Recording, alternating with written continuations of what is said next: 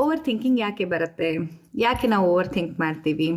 ಯಾಕೆ ಅಂತಂದರೆ ನಮ್ಮ ಮನಸ್ಸು ತುಂಬ ಕ್ರಿಯಾಶೀಲವಾಗಿದೆ, ತುಂಬ ಆ್ಯಕ್ಟಿವ್ ಆ್ಯಂಡ್ ಎನರ್ಜೆಟಿಕ್ ಆಗಿದೆ ಅಂತ ಅರ್ಥ. ಅದು ಬಿಕಾಸ್ ಅಷ್ಟು ಥಾಟನ್ನು ಉತ್ಪತ್ತಿ ಮಾಡಬೇಕಲ್ವ. ಎನಿಥಿಂಗ್, ಈಗ ಯಾವುದೇ ಥಾಟ್ ಅನ್ನೋದು ಒಂದು ಎನರ್ಜಿ, ಅರ್ಥ ಮಾಡ್ಕೊಳ್ಳಿ. ಈಗ ಆ ಶಕ್ತಿ ಇಲ್ಲದೆ ಇದ್ದಾಗ ಅದು ಬರೋದಿಲ್ಲ. ಈಗ ನಾವು ಅನ್ಕಾನ್ಷಿಯಸ್ ಆಗಿ ಬಿದ್ದಿರ್ತೀವಲ್ಲ, ಆಗ ಶಕ್ತಿಯೇ ಇರೋದಿಲ್ಲ. ಆ ಶಕ್ತಿ ಇಲ್ಲದೆ ಇದ್ದಾಗ ನಮಗೆ ಥಾಟ್ ಕೂಡ ಬರೋದಿಲ್ಲ. ಸೊ ಯಾರಲ್ಲಿ ಓವರ್ ಥಿಂಕಿಂಗ್ ಜಾಸ್ತಿ, ಅವರ ಎಲ್ಲ ಎನರ್ಜಿ ಆ ಥಾಟನ್ನು ಪ್ರೊಡ್ಯೂಸ್ ಮಾಡೋದಕ್ಕೆ ಇನ್ವೆಸ್ಟ್ ಆಗ್ತಾ ಇರುತ್ತೆ. ಅದರ ಅರ್ಥ ಅವರಲ್ಲಿ ತುಂಬ ಶಕ್ತಿ ಇದೆ ಅಂತ ಅರ್ಥ. ಆದರೆ ಅವರೇ ನೋಡಿ, ನೀವು ಹೇಳ್ತಾರೆ ದೇಹಕ್ಕೆ ಸುಸ್ತು, ಕೆಲಸ ಮಾಡೋಕ್ಕೆ ಆಗೋದಿಲ್ಲ ಮೇಡಮ್, ಎಷ್ಟು ಅನ್ಕೋತೀವಿ ಆ್ಯಕ್ಟಿವ್ ಆಗಿರಬೇಕು, ಕೆಲಸ ಮಾಡಬೇಕಂತ, ಬಟ್ ಯೋಚನೆನೇ ಮಾಡ್ತಾ ಇರ್ತೀನಿ ಬಿಟ್ಟರೆ ಕೆಲಸ ಮಾಡೋಕ್ಕಾಗೋದಿಲ್ಲ.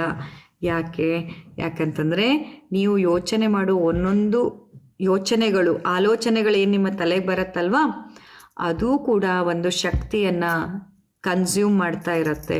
ಹೇಗೀಗ ನೀವು ಸೂರ್ಯ ನಮಸ್ಕಾರ ಮಾಡಿದಾಗ ಒಂದಿಷ್ಟು ಶಕ್ತಿ ಕನ್ಸ್ಯೂಮ್ ಮಾಡಿದ್ರಿ, ಇನ್ನೊಂದು ಮಾಡಿದಾಗ ಮತ್ತೊಂದು, ಮನೆ ಕೆಲಸ ಮಾಡಿದಾಗ ಹೇಗೆ ಶಕ್ತಿ ವ್ಯಯ ಆಗ್ತಾ ಇರುತ್ತೋ, ಹಾಗೆಯೇ ನಿಮಗೆ ಬರುವಂತಹ ಪ್ರತಿಯೊಂದು ಆಲೋಚನೆಗಳು ಕೂಡ ಏನು ಮಾಡ್ತಿರತ್ತೆ, ಶಕ್ತಿಯನ್ನು ವ್ಯಯ ಮಾಡ್ತಾ ಇರುತ್ತೆ.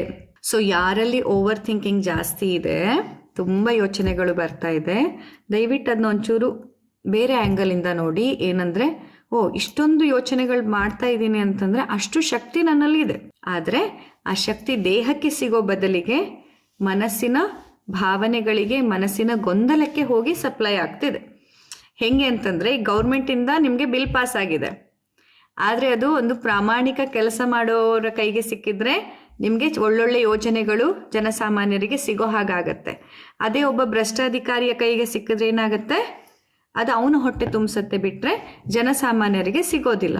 ಹಾಗೇನೆ ಈ ನಿಮ್ಮ ದೇಹದಲ್ಲಿ ಶಕ್ತಿ ಇದೆ ಅನ್ನೋದನ್ನು ಫಸ್ಟ್ ಅರ್ಥ ಮಾಡ್ಕೊಳ್ಳಿ. ನನ್ನಲ್ಲಿ ಶಕ್ತಿ ಇದೆ, ಆದರೆ ಇದು ಈ ಭ್ರಷ್ಟವಾದ ಮನಸ್ಸಿನ, ಡಿಸ್ಟರ್ಬ್ಡ್ ಮನಸ್ಸಿನ ಕೈಗೆ ಸಿಕ್ಕಿ ಪೂರ್ತಿಯಾಗಿ ಎಲ್ಲ ಏನಾಗ್ತಾ ಇದೆ, ಕರಪ್ಟ್ ಆಗಿ ಓವರ್ ಥಿಂಕಿಂಗಿಗೆ ಖಾಲಿ ಮಾಡ್ತೀವಿ, ಪೋಲ್ ಆಗ್ತಾ ಇದೆ ಅಂತ. ಜನಸಾಮಾನ್ಯರ ಹಣ ಪೋಲ್ ಆಗ್ತಿದೆ, ಹಾಗೆ ನಿಮ್ಮ ಶಕ್ತಿ ಓವರ್ ಥಿಂಕಿಂಗ್ನ ನೆಪದಲ್ಲಿ ಪೋಲ್ ಆಗ್ತಾ ಇದೆ. ಸೊ ಹಾಗಾದರೆ ಏನು ಮಾಡೋದು? ಆ ಪೋಲ್ ಆಗ್ತಾ ಇದೆ ಅನ್ನೋದನ್ನು ಗಮನಕ್ಕೆ ತಂದಾಗ ಅದನ್ನು ವ್ಯವಸ್ಥಿತವಾದ ರೀತಿಯಲ್ಲಿ ಪ್ರತಿನಿತ್ಯ ವಾಕಿಂಗ್ ಮಾಡೋದಿರ್ಬೋದು, ಜಾಗಿಂಗ್ ಮಾಡೋದಿರ್ಬೋದು, ವ್ಯಾಯಾಮ ಮಾಡೋದಿರ್ಬೋದು, ಹೀಗೆ ಬೇರೆ ಯಾವುದಾದರೂ ದಾರಿ ಹುಡುಕೊಂಡು, ನಿಮಗೆ ಅನುಕೂಲವಾದಂಥ ದಾರಿ ಹುಡುಕೊಂಡು ದೇಹದ ಶರೀರದಲ್ಲಿ ಅದು ವ್ಯಯ ಆಗೋ ರೀತಿಯಲ್ಲಿ ನೀವು ಡೈವರ್ಟ್ ಮಾಡಬೇಕು. ಬಿಕಾಸ್ ಎನರ್ಜಿ ಈಗ ನೋಡಿ, ಒಂದಿಷ್ಟು ಎನರ್ಜಿ ಇದೆ ಅಂದರೆ ಇಷ್ಟೇ ತಾನೇ. ಈಗ ಮನೇಲಿ ಈಗ ಅನ್ನ ನೀವು ಬೇಯಿಸಿದ್ದೀರಾ ಅಂತಂದ್ಮೇಲೆ ಬೇಯಿಸಿದ ಅನ್ನ ಫಿಕ್ಸು, ಇಷ್ಟೇ ಬೇಯಿಸಿರೋದು ಅಂತ ಇವತ್ತಿಗೆ. ಇನ್ನು ಮತ್ತೆ ಬೇಯಿಸೋದಾದರೆ ನಾಳೆ ಹೆಚ್ಚಿಗೆ ಬೇಯಿಸ್ಬೋದು, ಬಟ್ ಈಗಿಷ್ಟು ಅನ್ನ ಬೇಯಿಸಿದ್ದೀನಿ. ಇದನ್ನು ನಾವೆಲ್ಲರೂ ಇಷ್ಟಿಷ್ಟು ಹಾಕ್ಕೊಂಡು ತಿಂತೀವೋ, ಅಥವಾ ಇನ್ನೂ ಬೇರೆಯವರಿಗೂ ಸೇರಿ ನಾವು ತಿಂತೀವೋ, ಅಥವಾ ಇದನ್ನೇ ನಾವು ಬೇರೆ ಐಟಮ್ ಮಾಡಿ ತಿಂತೀವೋ, ಅದು ನಮಗೆ ಬಿಟ್ಟಿದ್ದು. ಬಟ್ ಇರೋವಂಥ ಎನರ್ಜಿ ಫಿಕ್ಸ್. ಹಾಗೆಯೇ ನಮ್ಮ ದೇಹದಲ್ಲಿನೂ ಅಷ್ಟೇ ಎವ್ರಿಡೇ ಉತ್ಪತ್ತಿ ಆಗ್ತಾ ಇರೋ ಎನರ್ಜಿ ಫಿಕ್ಸ್.